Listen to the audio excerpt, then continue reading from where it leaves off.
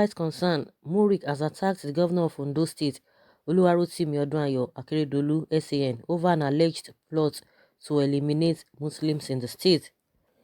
A peaceful demonstration by Muslims was also foiled by heavily armed policemen drafted to the town yesterday, Monday, 6th January 2020. It was learned that the properties belonging to the Ansarudeen Primary School in Okeagbe Akoko in Ondo State was forcefully packed out of the school. This was disclosed by the Muslim rights concern, MURIC, in a press statement sent to Daily Post on Tuesday, 7th January 2020.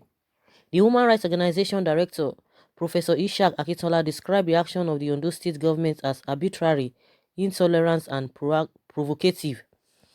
MURIC described plans by AKEREDOLU to evict and take over the land of Ansarudeen School as a plot to eliminate Islam and Islamic education from Ondo State.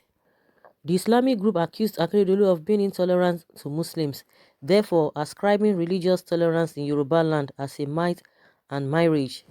The statement reads, MURIC received an SOS from the Muslim community of Okeagbe Akoko yesterday. The whole town was taken over by heavily armed policemen.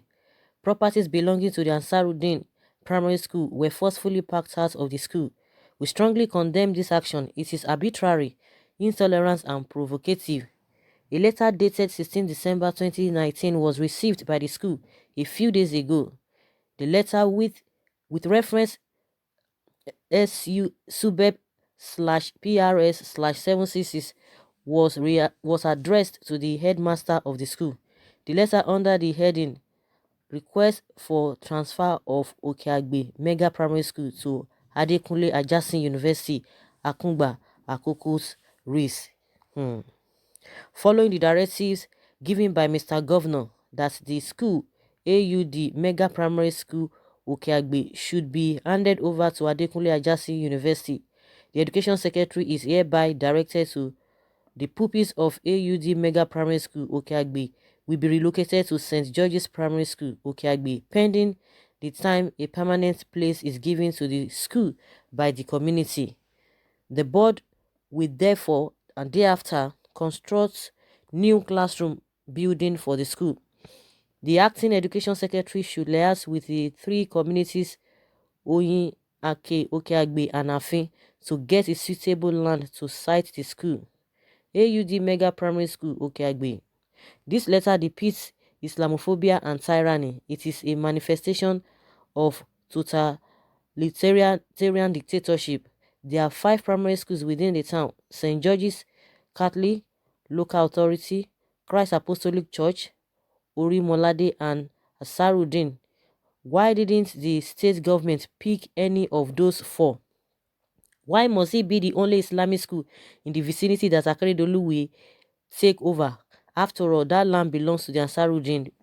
It is unfair to just seize it like that. It is a grand plan to uproot Ansarudeen Primary School, Okeagbe, Akoko. This is a school founded since 1975. It is also an attempt to intimidate the Ondo State branch of the Ansarudeen Society and an undisguised attempt to embarrass the organization at the national level. This is unacceptable. AKEREDOLU's action runs counter to civilized norms and the principles of dialogue and religious tolerance. By the way, was the Ansarudeen constituted? AKEREDOLU cannot pretend that he does not know about the Ansarudeen and its educational activities in Yoruba land in particular and in Nigeria as a whole. It is administrative ineptitude to have failed to consult the original owners of the school. It is true that the past administration of Olusegun Mimiko had rebuilt the school, but that was done in the spirit of public service.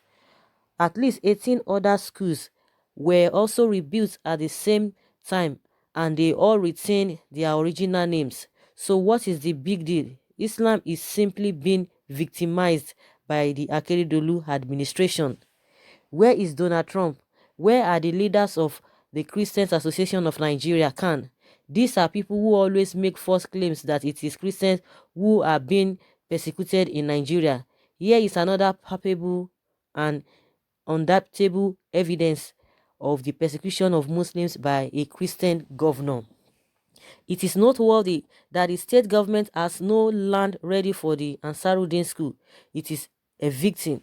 The government is leaving that issue to three distant and unfriendly communities to decide the fate of an Islamic school. These are the same communities who have been threatening Muslims in their domain. AKEREDOLU is deceiving us. The move is part of a grand plan to eliminate Islam as in Islamic education from Ondo State. Otherwise, why move pupils of a Muslim school to a Christian school? Can AKEREDOLU claim ignorance of the ideological differences? Can he assure us that those Muslim pupils will continue to enjoy their religious freedom? Will St. George allow those Muslim children to observe Salat within its premises? Will the headmaster of St. George School allow the female Muslim children to use hijab? How will the morning assembly be conducted, in Christian fashion or in Islamic pattern? Hasn't the governor himself ignited bitter religious rivalry between Christian and Muslim children and even the teachers? Is this not another attempt to subject Muslim children to Christian domination and the way of life? Already there has been a potent threat against Islam and Muslims in Okeagbe, Akoko for some time now. In fact, it was the intervention of the security agencies that foiled the planned attack on Muslims at the prayer ground after the 2017 Ramadan. Muslims in the city have been living in fear since then. They complain of intimidation and harassment, and this has led to the conversion of many of them to Christianity, including a biological son of the Imam. Wow. Here lies another concrete example of the persecution of Muslims in the southwest. Those who claim that Yoruba Christians and Muslims enjoy cordial relations need to take a second look at the real situation in Yoruba land. The so-called religious tolerance in Yoruba land exists only among members of the same family who belong to different faiths, tenants living in the same house who practice different faiths, and people working in the same establishment, no more, no less. Religious tolerance in Yoruba land exists only at micro level. It is a horse of another color at the macro. A Muslim is welcome as a person among members of his family, in the house where he lives and in his workplace, but not his religion, not Islam. Non-Muslim in Yoruba land harbor Islam as an institution.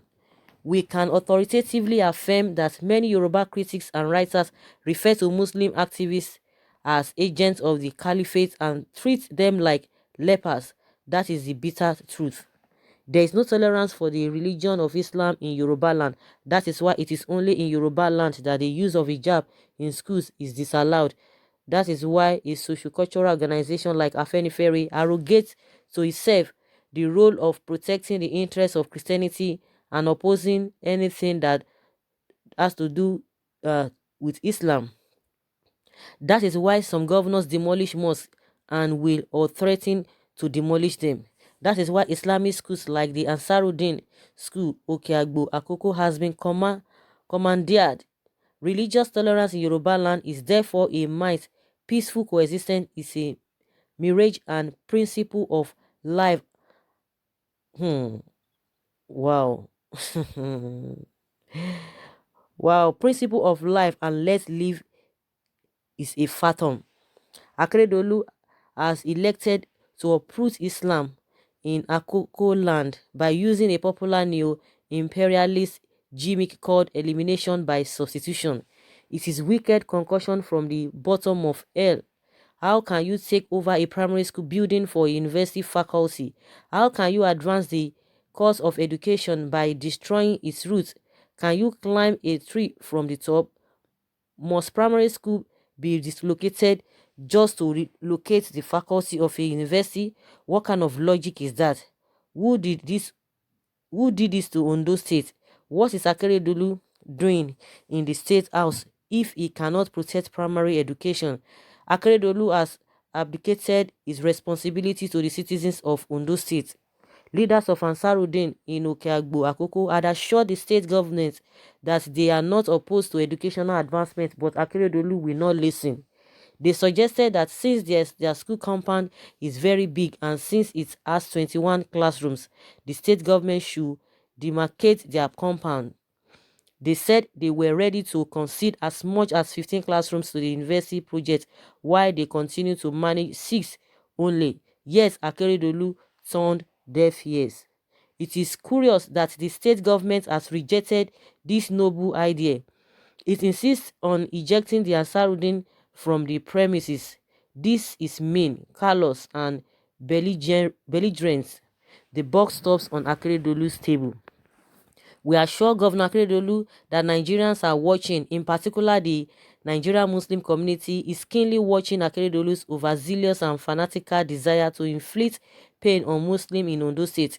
Akeredolu has killed tolerance. He should not preach the gospel of being our brother's keepers to us no more. We reject the eviction of Ansarudin School from its original location.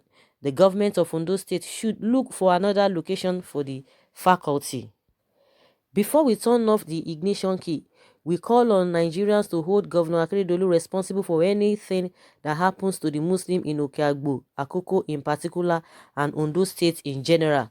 We urge the Commissioner of Police and the heads of other security agencies in the state to give adequate protection to all Muslims in Ondo State, both indigenous and non-indigenous, as we have no confidence in the interests of the state government to protect the lives and properties of anyone who is not a Christian in a state.